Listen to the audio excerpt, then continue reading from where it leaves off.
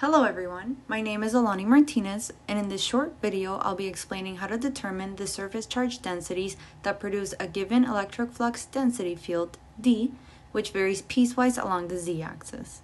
As seen in the question, we know that D jumps at three planes, when z equals 3 meters, z equals 0 meters, and z equals -3 meters. We can start by drawing this out.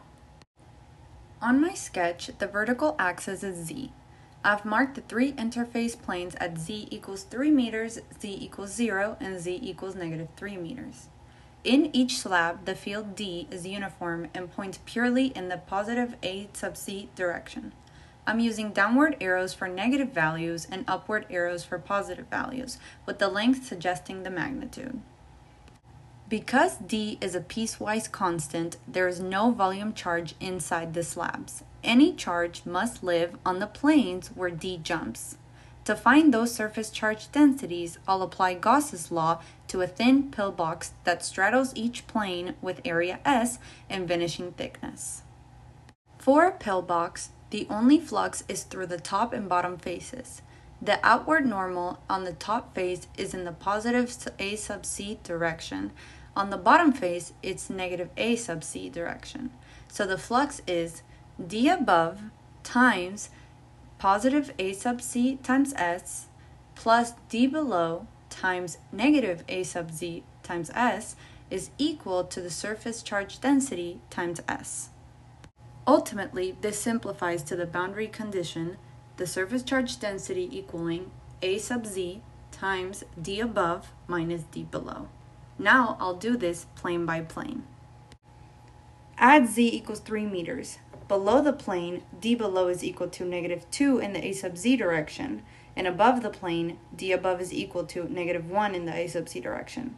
By taking our formula, we know that the surface charge density at 3 meters is -1 in the A sub c direction minus -2 in the A sub c direction.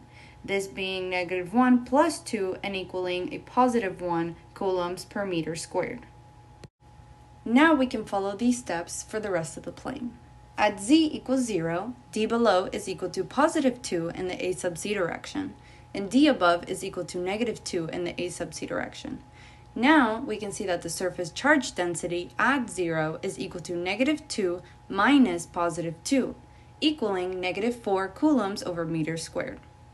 Now at z equals -3 meters, D below is equal to +1 in the A sub c direction, and D above is equal to +2 in the A sub c direction.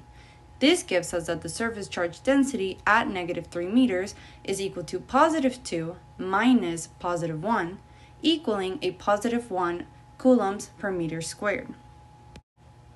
In summary, because D is piecewise constant, all charge resides on the planes where D jumps.